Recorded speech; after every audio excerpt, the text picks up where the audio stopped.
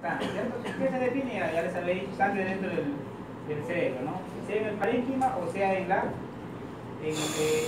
espacio subaracnoideo, ¿no es cierto? Normalmente cuando utilizas el término hemorragia intracerebral es un término que se reserva para las hemorragias intracerebrales que no son traumáticas, ¿ya? O mejor dicho, las hemorragias parenquimatosas, ¿ya? O lo que se conoce en otros lugares como las hemorragias intracerebrales espontáneas. Entonces estas pueden ser primarias, que son las más frecuentes, debido a una rotura de cualquier vaso que ha sido normal, ¿me entiendes? O sea, una hemorragia intracerebral es primaria cuando el vaso era normalmente formado, ¿ya? Y que se ha degenerado la pared del vaso porque hay procesos degenerativos, la mayoría de veces secundarios a hipertensión arterial o a la famosísima angiopatía mieloide. Y las secundarias, lo que son debidas a vasos mal formados, ahí ya están las malformaciones, los aneurismas, todo lo que tú quieras, ¿ya? O los tumores. Entonces, no te olvides, la hemorragia primaria es cuando el vaso era normal, pero se ha debilitado por algún proceso patológico, y la hemorragia secundaria es porque el vaso ya nació mal formado, ¿ya? Entonces ya las ubicaciones ya les habíamos dicho, pueden ser cerebrales en el parénquima, interventriculares o subaracnoideas, pueden ser en los hemisferios, en el tronco, en el cerebelo, y en los hemisferios pueden ser en cualquier lóbulo, ¿no es cierto? Es el de menor pronóstico de los dos, el que más secuela deja definitivamente son los hitos hemorrágicos. La supervivencia al año es mucho menor, 38% nada más. Ya el porcentaje les dije que era más o menos 15 a 20%. Miren la mortalidad a los 30 días, 50%, ¿no es cierto? Y se relaciona con el volumen del sangrado. Si tienes una hemorragia mayor de 60, la probabilidad de muerte es 93%. Es altísima, ¿no es cierto? Si tienes el volumen menor de 30, es menos la probabilidad de morir. Por eso es que los neurocirujanos preguntan, ¿es una hemorragia quirúrgica o no quirúrgica? Y el volumen el punto de corte es 30. Si dicen menos de 30, no es quirúrgica. Si es mayor de 30, recién la piensan, ¿no? Pero si es muy profunda, dicen, no tiene sentido más daño y la hacemos operando. Entonces no lo operan. Tratamiento médico, ¿no? En otros lugares sí entran y lo evacúan al hematoma, ¿no?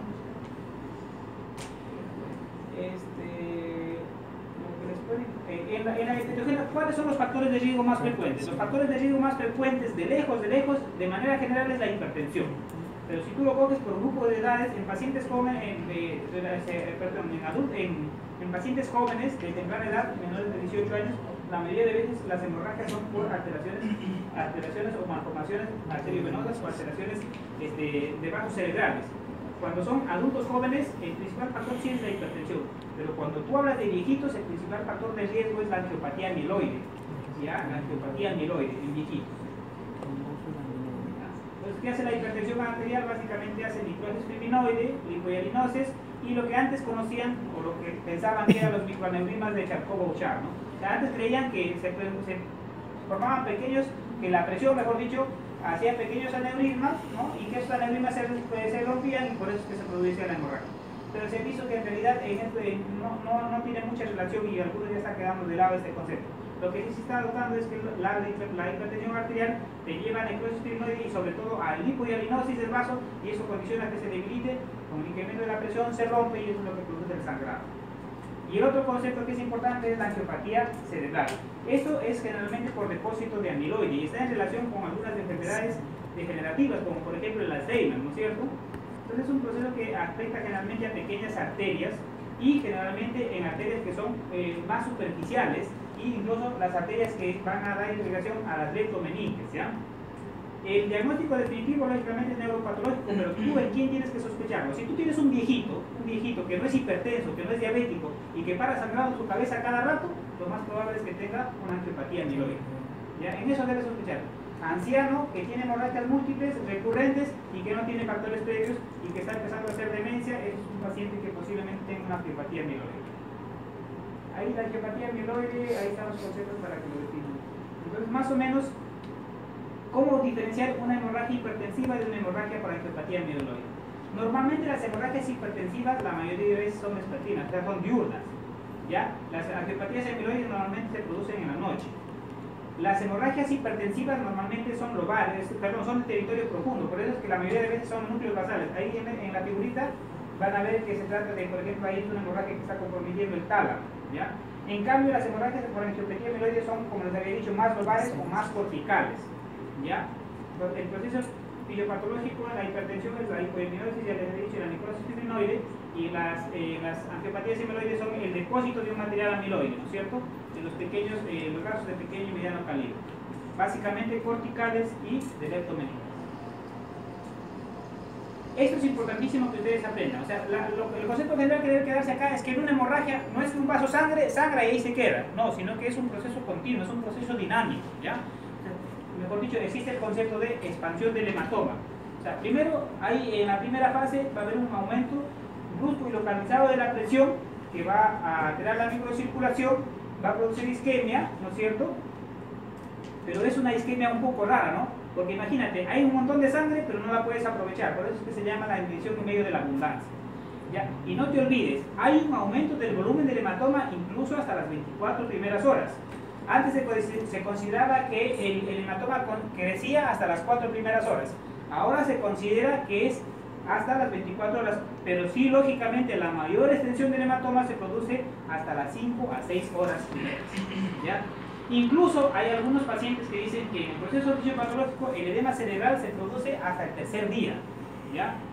Y la segunda fase es lo que es la activación ya de la cascada inflamatoria, donde hay la liberación de los productos, como les digo, hay lisis eritrocitaria, se libera trombina, se liberan los productos de degradación de la hemoglobina, y esto es lo que produce la neurotoxicidad. Entonces, más o menos, este es un cuadrito de los procesos fisiopatológicos que se producen, eso es lo que les había dicho, ¿ya? Cuando el volumen del sangrado es mayor de 150, la presión de perfusión se hace cero y de hecho que el paciente se va a morir. Cuando es menor de 140 todavía puede producir una supervivencia inicial. Como les digo, el hematoma sigue creciendo, por eso los pacientes, la mayoría, necesitan que se les haga una evacuación del hematoma. Que no se haga aquí no significa que no es importante. Esos son los tipos de edemas cerebrales que se producen, ¿ya? Eso también les van a preguntar en alguna vez. Entonces, en las hemorragias normalmente lo que se produce son edemas citotóxicos, ¿no es cierto? Vasogénico en menor proporción.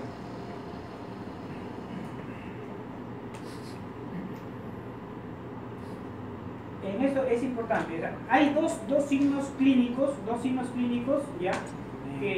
O dos cosas que te pueden sugerir que un paciente que hace un trastorno o que está haciendo un stroke sea hemorrágico y no sea isquémico. La cefalea como principal, o sea, mejor dicho, la cefalea es más frecuente en un stroke hemorrágico que en un isquémico, y el otro signo que te permite clínicamente diferenciar que si se trata de una isquemia y de una hemorragia es que en el isquémico el paciente se produce el evento y posteriormente, conforme pasan las horas, hay una mejora por la repercusión. En cambio, un paciente con una hemorragia, como hay crecimiento del hematoma, el paciente empeora. Entonces, si el paciente mejora parcialmente, probablemente sea un isquémico, y si empeora, probablemente sea hemorrágico.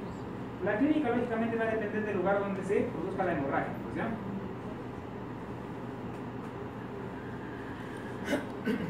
Y otra cosa que es más frecuente que produzcan las hemorragias son crisis epilépticas. ¿Por qué? Porque la sangre tiene un carácter irritativo de la corteza, ¿ya?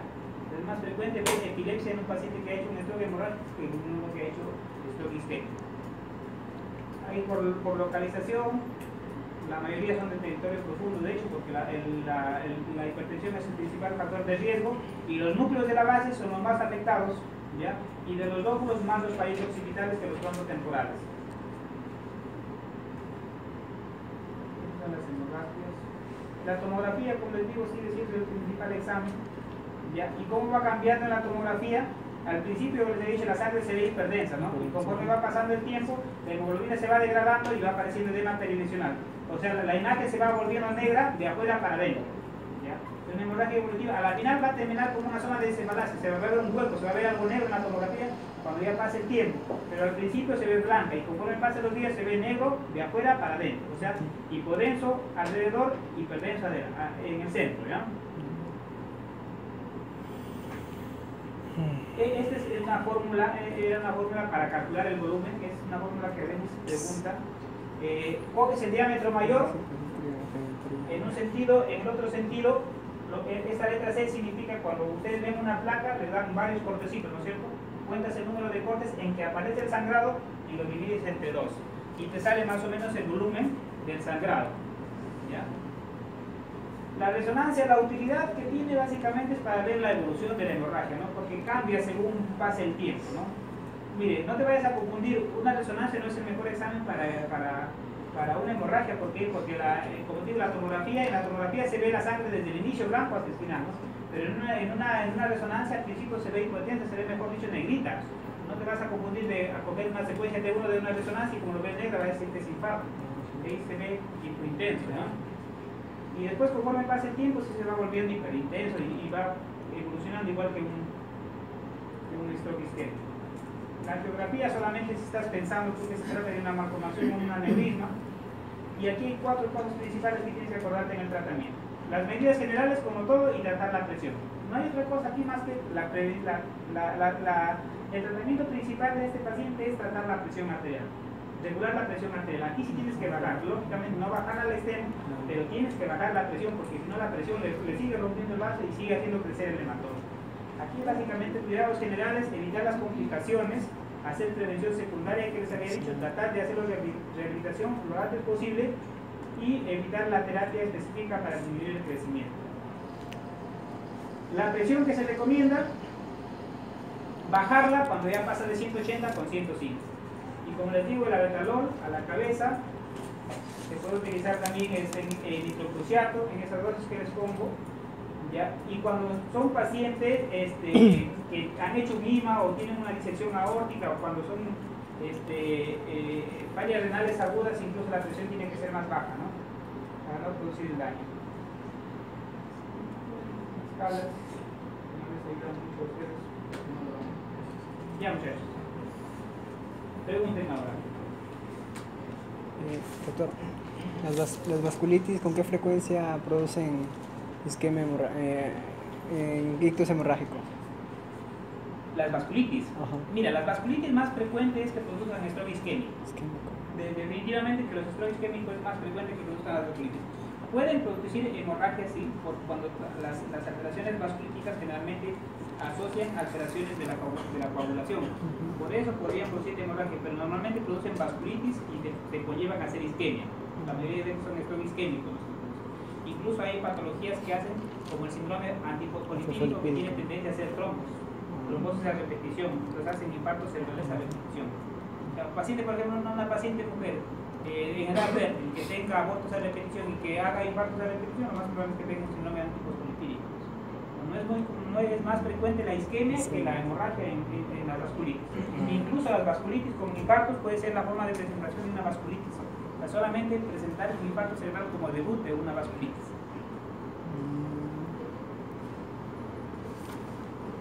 ¿Algo más, muchachos?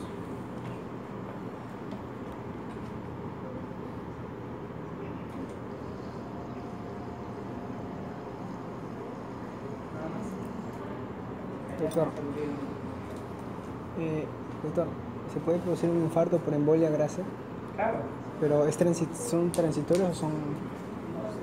Voy a ver o depende. si lo tratas, pero a veces no. A veces puede establecer de acuerdo al tiempo que se establece la isquemia. ¿Incluso por embolia gaseosa? ¿Cómo? ¿Incluso por una embolia gaseosa? Es que la embolia gaseosa más te puede producir un infarto cardíaco que te puede matar más que un infarto cerebral.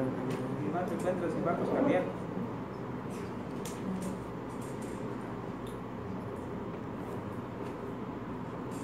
Dale, muchachos. ¿Y el tratamiento aquí más es quirúrgico? No, el tratamiento aquí es manejar la presión. Manejar la presión y presión. posteriormente... de acuerdo a la excepción, si el hematoma, como te digo, es mayor de 30 centímetros, normalmente se dice que es quirúrgico, ¿no? Si es menor de 30, tratamiento médico. Y el tratamiento médico, las medidas de soporte y evitar que la presión esté alta para que no crezca.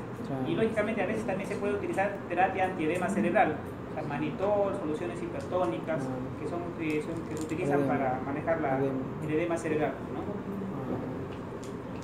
Solución salina. El tratamiento depende también de la localización. Por ejemplo, en hemorragias de fosa posterior dice que todas van a cranectomía descompresiva. O sea, todos tienes que abrir el cráneo para que tenga la posibilidad de expandirse.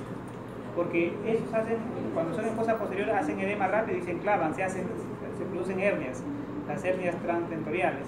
Y de la amígdala cerebrosa, más frecuente, el paciente se muere porque se hernia. Entonces, por eso es frecuente observar. Y otros pacientes tienen que hacer una monitoración continua de cómo van comportándose. ¿Un paciente con migraña siempre va a ser microinfarto? No siempre, no, eso puede ser una complicación. Cuando las crisis son severas, pueden hacer también vasospasmo y pueden conllevar a que te hagan un infarto cerebral. Pero es como complicación, no es lo común. La mayoría de pacientes con migraña no hacen su crisis de dolor, pero no hacen infarto, ¿no? Eso como causas poco comunes de infarto.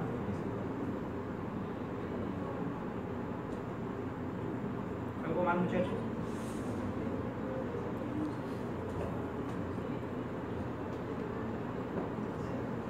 Algo que hayan visto ustedes y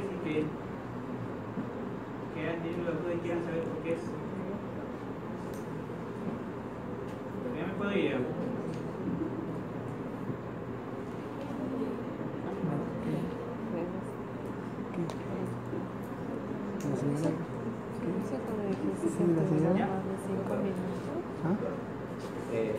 Tenemos, por ejemplo, no se ve tanto isquemia hemorrágico en un centro de atención primaria en Según. Y no tenemos, por ejemplo, no contamos ni con tomografía ni nada ahí.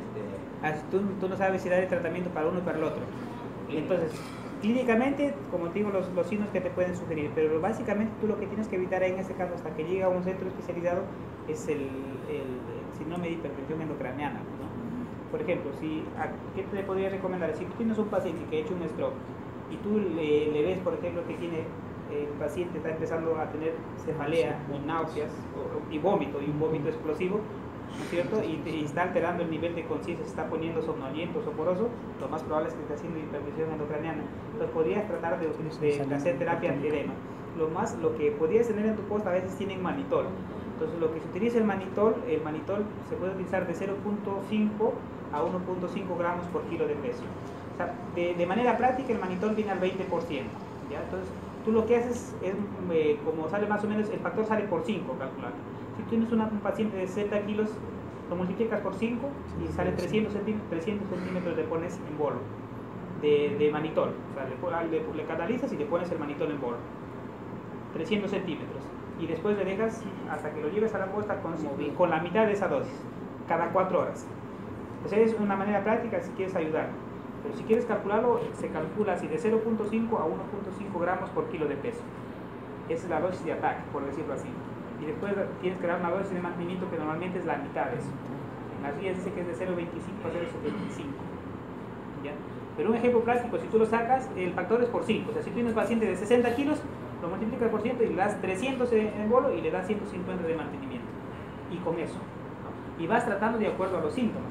Lógicamente, ¿qué otra medida que disminuye la presión intracerebral es mantener al paciente con cabecera 30 a 40 grados? Es una medida que, ¿por qué? Porque disminuye el retorno venoso y entonces, al disminuir el retorno venoso, disminuye la presión intracerebral. Entonces eso te podría ayudar, mantenerlo en cabeza a 40 grados, darle. Si tiene convulsiones, si le evaluas en convulsiones, lo epaminizas. En las cosas normalmente hay fenitoína. Entonces, si pesas 60 kilos, la dosis es 15 miligramos a 20 miligramos por kilo de peso. Entonces, lo que haces, le coges 10 ampollas de fenitoína, le pones un polotrol con cloruro a 9 por 1000 y lo dejas goteando, que pase más o menos, lo calculas en de 30 a 45 minutos para que no le produzcas arritmia al paciente. Y lo vas epaminizando y después ya le dejas con dosis de mantenimiento de 100 cada 8 horas. La dosis de mantenimiento es 5 a 7 kilos. Creo que de manera en un adulto de 60 más o menos al mes. O sea, si quieres entonces exacta, la epaminización es de 15 a 20 por kilo y el mantenimiento es de 5 a 7. O sea, de manera práctica, si un paciente está que se ha estropeado, que llega como me parece, y tú le estás viendo que tiene signos de hipertensión endocraniana, le inicias terapia antiedema. Si convulsiona, le das anticonvulsivante y lo mandas. Si el paciente está relativamente tranquilo y está dentro de las primeras 3 horas, lo que tienes que hacer es tratar de hacerlo llegar rápido al siniestro. Porque lo que tienes que definir si es sangre o no es sangre. Y otra cosa, le controlas la presión. Si pasa de 220 con 110, le das tratamiento tratando de bajarle 15% nada más. No le bajes más. Solamente más.